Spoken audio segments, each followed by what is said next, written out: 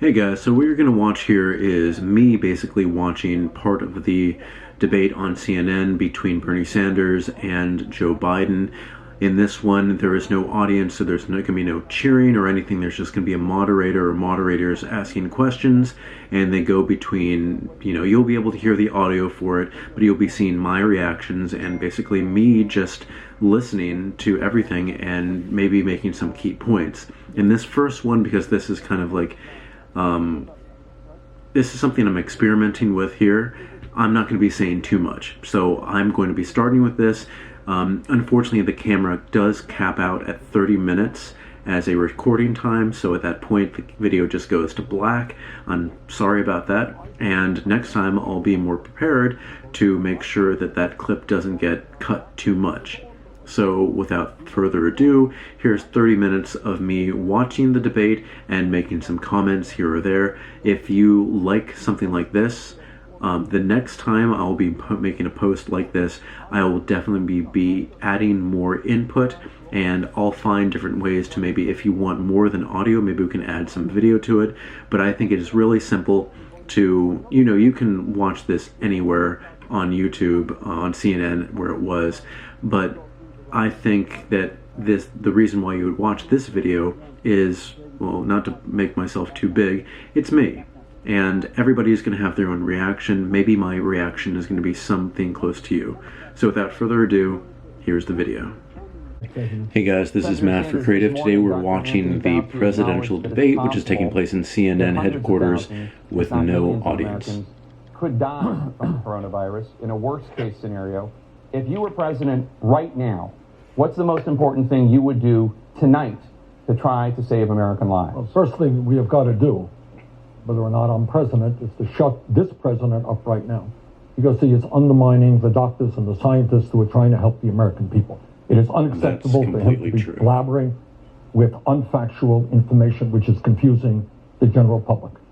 Second of all, what we need to do, and I'm glad that he has called a state of national emergency, what we have got to do is move aggressively to make sure that every person in this country finally understands that when they get sick with the coronavirus, that all payments will be made, that they don't have to worry about coming up with money for testing, they don't have to worry about coming up with money for treatment. This is an unprecedented moment in American history. Now, I obviously believe in Medicare for all. I will fight for that as president. But right now, in this emergency, I want every person in this country to understand that when you get sick, you go to the doctor. When you get sick, if you have the virus, that will be paid for. Do not worry about the costs right now, because we're in the middle of a national emergency. Second of all, we have to make sure that our hospitals have the ventilators that they need, have the IC units that they need. Right now, we have a lack of medical personnel, and I worry very much that if there is a peak, whether we have the capability of dealing with the hundreds of thousands of people who may be in hospitals. So we need unprecedented action right now to deal with the unprecedented crisis. And bottom line, from an economic point of view, what we have got to say to the American people, if you lose your job, you will be made whole. You're not going to lose income.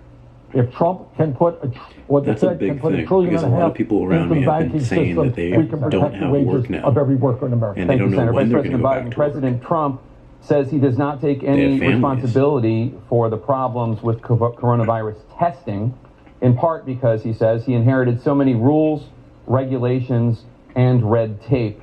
Did bureaucratic red tape hamper this response in any way? No, look, the World Health Organization offered the testing kits that they have available Bureaucratic to red give tape, it to in my us now. opinion, always hinders We things. refused them. We did not want to buy them. We did not want to get There's them from always gonna them. be a We quicker wanted to make process. sure we had our own. I think he said something like, we have the best scientists in America, or something to that effect. The idea that we are not prepared for this, and the other thing I want to point out, and I agree with Bernie, we're in a situation where we have to now be providing for the hospitals that are going to be needed now. The present system cannot handle the surge that is likely to come. So we should already be sitting down and planning where we're going to put these temporary hospitals. And we can do that. We did that. We've been through this before with the coronavirus. We've been through this before. We've been through this before with dealing with the viruses that the N1H1 as well as what happened in Africa. We provided these hospitals dealing with these great pandemics, and we were able to do it quickly, and people would have a place to go. But we also have to provide the equipment to protect the first responders, and that's not being done either. Senator Sanders, on that note, and you both of you have addressed this, but obviously another major health concern right now for officials is the potential surge in patients all at once, overburdening hospitals, the healthcare system. You've mentioned ICU beds, both of you, and ventilators. We're already in the middle of flu season, so already a lot of those beds and ventilators are already being used. If you were president right now, what would you do to make sure every sick American is able to get treatment so the U.S. does not suffer the same fate as Italy, where doctors have to decide right now who gets life-saving treatment and who does not? Jake, let's be honest and understand that this coronavirus pandemic exposes the incredible weakness and dysfunctionality of our current healthcare system. Now, we're spending twice as much per person on healthcare as the people of any other country. How in God's name does it happen that we end up with 87 million people who are uninsured or underinsured, and there are people who are watching this program tonight who say, I'm not feeling well. Should I go to the doctor? But I can't afford to go to the doctor. What happens if I am sick? Go to the doctor. It's going to cost thousands of dollars for treatment. Who's going to feed my kids? We are the only major country on earth not to guarantee health care to all people.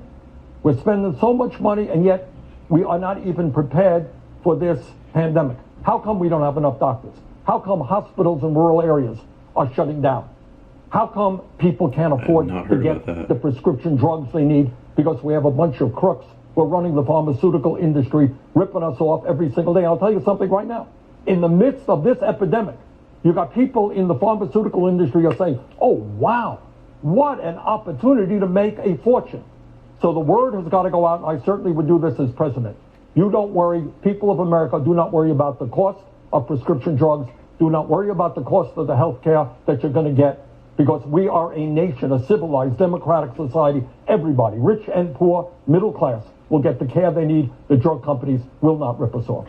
Thank you, Senator. Vice President Biden, some medical experts are saying the only true way to control this virus is through a national quarantine, requiring every American other than essential personnel to stay home. I wouldn't see people doing that. Would you take that unprecedented step of a national lockdown? I think that would be. What I would do is what we did in our administration. I would call a meeting in the Situation Room of all the experts in America dealing with this crisis. I would sit them down and I would do exactly what we did then. What is it that we need? Listen to the experts. What do we need? And with all due respect to Medicare for all, you have a single payer system in Italy. It doesn't work there. It has nothing to do with Medicare for all. That would not solve the problem at all. That's Italy. We can take care of that right now by making sure that no one has to pay for treatment, period, because of the crisis. No one has to pay for whatever drugs are needed, period, because of the crisis. No one has to pay for hospitalization because of the crisis, period. That is a national emergency, and that's how it's handled. It is not working in Italy right now, and they have a single-payer system.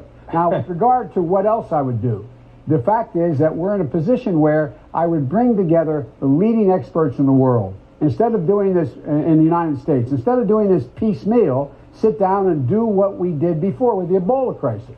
What is needed? And have one voice, like we did every day we met in that crisis in the Situation Room, laying out, so we lay out overall for all the nation what the best proposal is and how to move forward. In the absence of that, governors are making some sound decisions. They're doing the best they can by going out and getting the healthcare experts in their communities and their states to move. But it should be directed from the White House, from the Situation Room, laying out in detail like we did in the Ebola crisis, and we beat it. Thank you. Senator Sanders, your response? Well, first of all, the dysfunctionality of the current healthcare system is obviously apparent. As I said earlier, there are people who hesitate to go to the doctor. You're going to have a maze of regulations. Well, if this is my income, if that's my income, can I get it? Can I not get it? Clearly, we are not prepared, and Trump only exacerbates the crisis. When we spend twice as much per capita on healthcare as any other nation, one might expect that we would have enough doctors all over this country. One might expect that we would have affordable prescription drugs. One might expect that we are preparing effectively for a pandemic, that we were ready with the ventilators, with the ICUs, with the test kits that we need. We are not. And bottom line here is, in terms of Medicare for all, despite what the vice president is saying, what the experts tell us is that one of the reasons that we are unprepared and have been unprepared is we don't have a system. Don't touch your face. We got thousands of private insurance plans. That is not a system that is prepared to provide health care to all people. In a good year, without the epidemic, we're losing up to 60,000 people who die every year because they don't get to a doctor on time. And clearly this crisis is only making a bad situation worse. That has nothing to do when you're in a national crisis. I think regardless the of where you national fall, crisis you says definitely can see we're how responding. It's all free. this healthcare industry you don't is have to pay not for a ready thing. for something like this. That has nothing to do If with whether or it not you gets have an worse and insurance worse. policy. This Right is a now, crisis. things are fine. We're at war with the virus. If We're it at gets war with the worse. virus. It has nothing to do with co-pays or anything. We just passed a law saying that you do not have to pay for any of this, period. That's not true. As a matter of fact, that's not true. That law has enormous loopholes. I understand that Nancy Pelosi did her best. Republicans prevented it. No, what you're talking about, Joe, here is enormous loopholes within that in fact it is not necessarily covering treatment for all people in America, and that people are going to be stuck with a bill unless we change that. And we're going to offer legislation to in fact change that. If I may, I offered legislation. I laid out on my plan that it would cover exactly what is not covered by the House. I laid out in the plan that I know, laid but out making for a while plan we and were actually doing this getting crisis. pushed through are two very different Nobody will things. pay for anything having to do with the crisis. This is a national emergency. There isn't a question of whether or not this is something that can be covered by insurance or anything else. We, out of the Treasury, are going to pay for this. See, this is kind of unique. It's a they have two national different emergency. plans, But you see, then there's my also plan the plan calls that's for. actually But the in weakness effect. of this is, let's just do hypothetically. Family members diagnosed with the virus. Terrible tragedy, massive anxiety. The wife has the virus, the husband is a wreck, wants to go to a psychologist, wants to get counseling, doesn't have the money to do that. Maybe their kid breaks a leg, they don't have the money to go to healthcare. So you're saying right now in the middle of a crisis, but you know what? Last year, at least 30,000 people died in America because they didn't get healthcare when they should, because we don't have universal coverage. I think that's the key crisis. difference. 1 out of 5 Either people in you America focus cannot afford on the prescription drugs. pandemic They need, and fix they that suffer. one thing, Some die. or consider I that a think crisis. fix the Bottom line entire is, we system. need a simple system which exists in Canada, exists in countries all over the world, and that is, if you are an American, you get the health care you need. End of discussion. We can save huge sums of money doing that. The trick is, do we have the guts to take on the healthcare industry, some of which is funding the vice president's campaign? Do we have the courage to take on the executives at the prescription drug industry? Right, just looked at him like he'd some of whom are stabbed him. funding his campaign. Look, this is a national crisis. I don't want to get this into a back and forth in terms of our politics here. I've laid out a plan, building on Obamacare, providing a public option of Medicare that would cover everyone the same way. This idea that this is his only answer is a mistaken notion. But regardless of whether my plan was in place or his, this is a crisis. This is like we are being attacked from abroad. This is something that is of great consequence. This is like a war. And in a war, you do whatever is needed to be done to take care of your people. And what you do is and I have proposed it, laid it out in detail. Everything that you need in terms of dealing with this crisis would be free. It is paid for by the taxpayers generally. Generally. It has nothing to do with Bernie's Medicare for all. And by the way, Vice President Biden, thank you. If I may, the Vice President just mentioned war. Would you deploy the U.S. military in effort to contain the virus? And if so, how? Well, I think we use all of the tools that make sense. And using the National Guard, which is, folks, I think in New York State are already using the National Guard, that is something that has to be That's done. true. This is clearly, as the Vice President indicated, a national emergency. And what I worry about is not only how we respond aggressively to the virus, but also how we respond aggressively to the economic fallout of a global recession.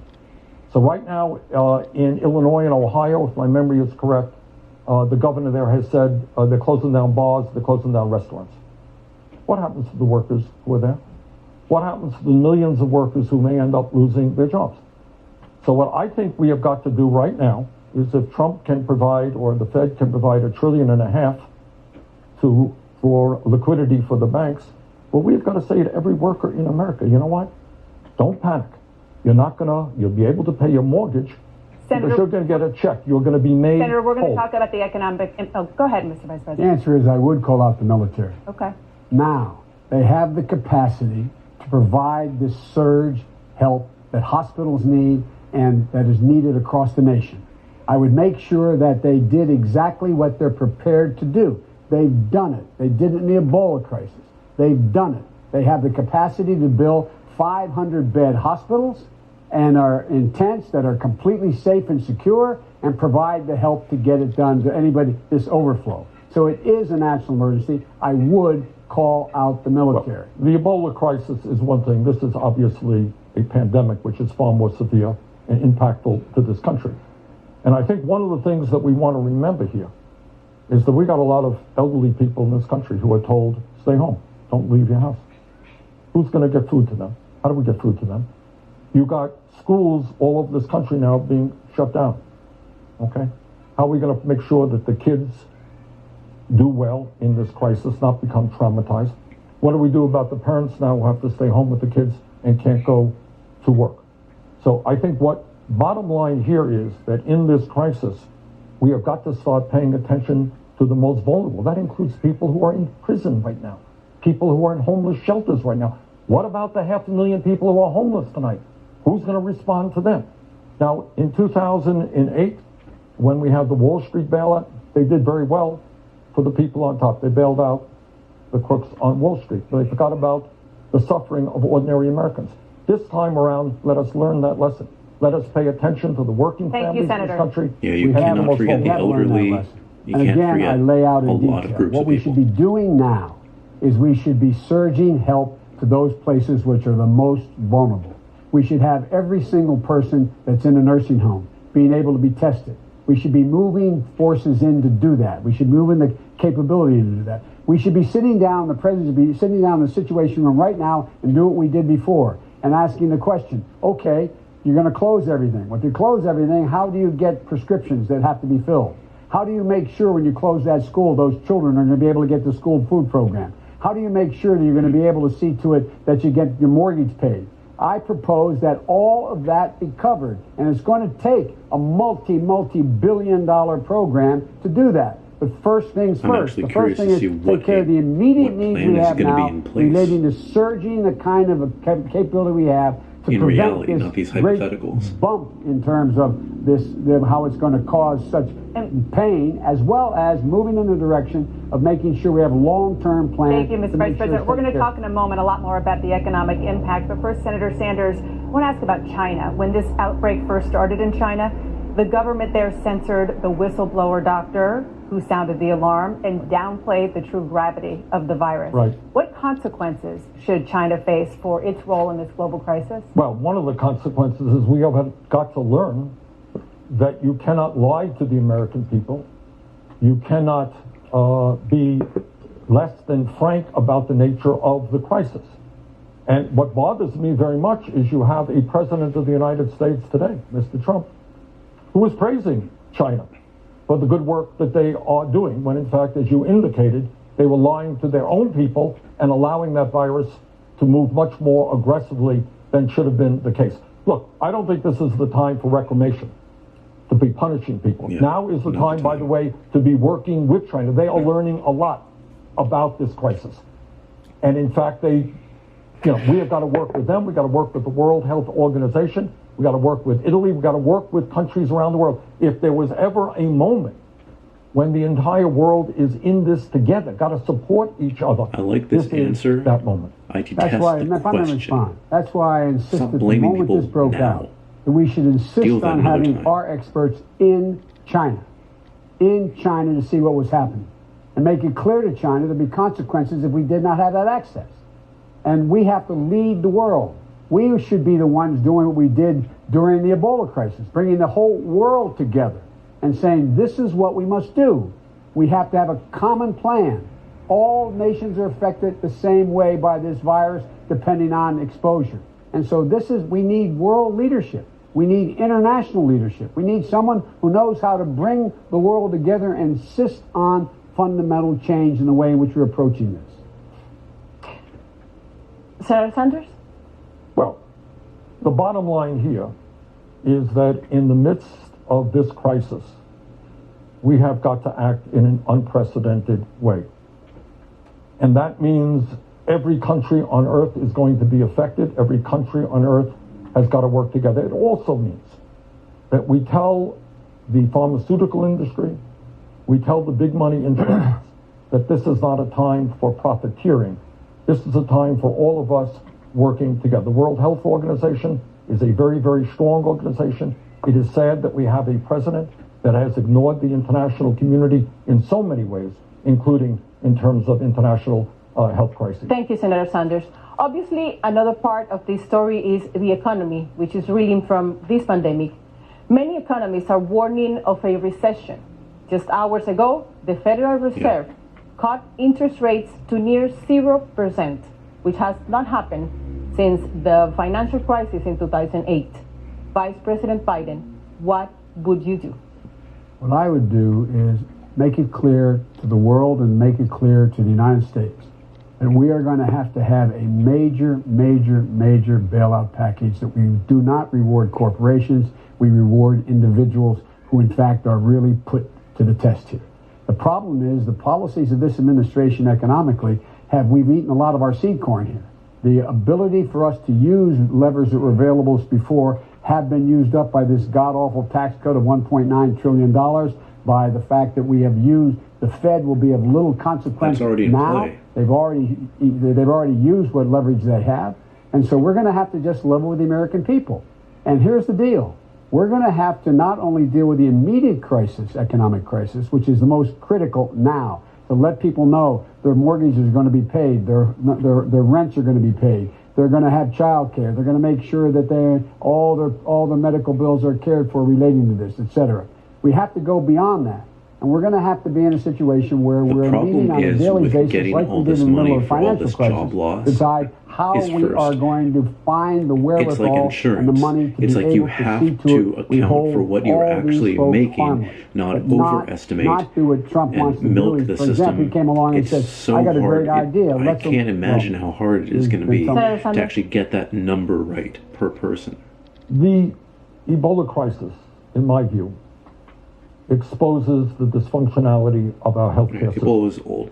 See, the thing is, I just got a census form. All that form, I'm just going to learn so much about the residents that I live in, myself as a person, and so many people around me. Of our economy today. That's going to take so much time to actually process. We have more income and Imagine wealth just inequality in America today than any It'll time in 100 be too years. late by then. And what that Rent means will is be in the midst due, of this crisis, food will be needed, child care needed. No one's happy about this crisis. You're going to get through it. I can't imagine this is just me putting hindrances out there. You're not worried about income coming in. Half of our people are living paycheck to paycheck. We got people who are struggling, working 2 or 3 jobs to put food on the table. What is going to happen to them? So the lesson to be learned is we have got to move aggressively right now to address the economic crisis as a result of Ebola. As a result, keep talking about Ebola. You got Ebola in my head here right now. As a result of the virus here, the coronavirus. What we have got to do also is understand the fragility of the economy. This is one thing that Bernie does when he sees that he's made a mistake. He kind of calls attention to it, makes a little bit of fun of it. When Biden makes a mistake, he just kind of goes like, they want to deal with the results and they then need right continues now. on. And I we think you can do do have to call that by attention to the making mistakes sure that that you we make everybody whole who has been so badly hurt. In terms of they lose the job, in terms of not having the ability to care for their children, in terms of the health care costs that they have related to this crisis. We can make them whole now, and put in process a system whereby they all are made whole. that has nothing to do with the legitimate concern about income equality in America. That's real. That's real. But that does not affect the need for us to act swiftly and very thoroughly and in concert with all the forces that we need to bring to bear to deal with the crisis now. So no one's thrown out of their home. No one loses their mortgage. No one is kicked out of their house. No one loses their paycheck. No one is in a position where they have I believe things are actually going in that direction, which is good. I believe that they are canceling foreclosures this particular crisis. Thank you, Vice President. Senator Sanders. Well, I think it goes without saying that as a nation, we have to respond as forcefully as we can to the current crisis. But it is not good enough not to be understanding how we got here and where we want to go into the future. So how does it happen that today, in the wealthiest country in the history of the world, half of our people are scared to death? Good. I agree. In fact, that was my idea originally, to make sure that every person in this country is made whole as a result of this crisis. But God willing, this crisis is going to end. And we are going to have to develop an economy in which half of our people are not living paycheck to paycheck and struggling to put food on the table. I don't disagree with that. You're asking about the crisis. What are we going to do about the crisis now, which is incredibly consequential to millions and millions of Americans? And it's not going to be solved by a change in tax policy now. It's not going to be solved by a change in how we deal with health care. It's got to be solved with an emergency need right now.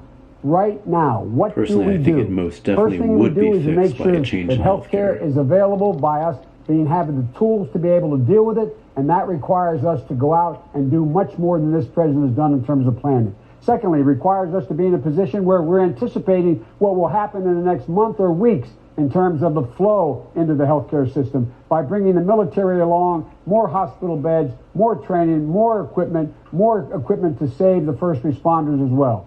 In addition to that, we then have to also look at what are the immediate needs right today. How about that person who's been laid off today?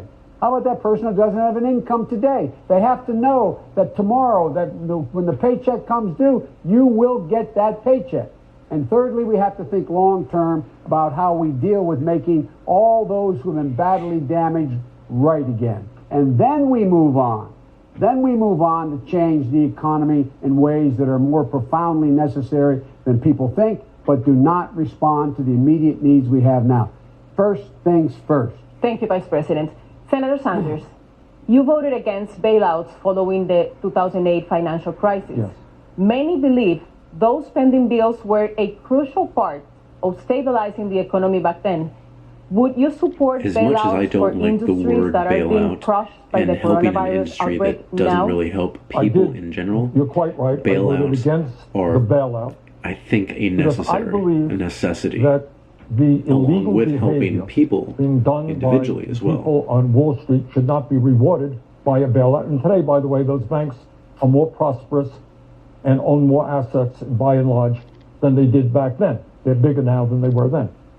I thought at the time that in the midst of massive income and wealth inequality, the people on top who were surtaxed on the very wealthy should bail out. And it's not just the talk bailout. We gave trillions of dollars in zero-interest loans to large banks. But to answer your question, where we are right now, we need to stabilize the economy. But we can't repeat what we did in 2008. Joe voted for that. I voted against it. Because we have got to do more than save the banks or the oil companies. Our job right now is to tell every working person in this country, no matter what your income is, you are not going to suffer as a result of this crisis of which you had no control. Vice President Biden. Had those banks all gone under, all those people Bernie says he cares about would be in deep trouble. Deep, deep trouble. All those little folks. That's true. We'd have gone out of business. You'd have They'd to find help themselves in a position where they would lose system everything that they and had person. in that bank, whether it was $10 or $300 or a savings account. This was about saving an economy, and it did save the economy. And the banks paid back, and they paid back with interest. I agree with Bernie. Some of them should have gone to jail. That was the big disagreement I had in terms of bailing out. But the question was, they paid back. In addition to that, it also, part of that was bailing out the automobile industry, saving thousands of jobs, tens of thousands of jobs over time. He voted against that as well. No, I did not vote against that. That bailout money was used later on by Bush to protect the automobile industry. But here's the point. One minute. Here's the point here, is that in terms of that bailout, there are ways that you can bail out when you have a handful of people who have incredible wealth, who have prospered off of the illegal behavior of individuals, in this case on Wall Street. You know what you say to them? You want to, and I did. I said this to the Secretary of Treasury. You want to bail out? That's fine.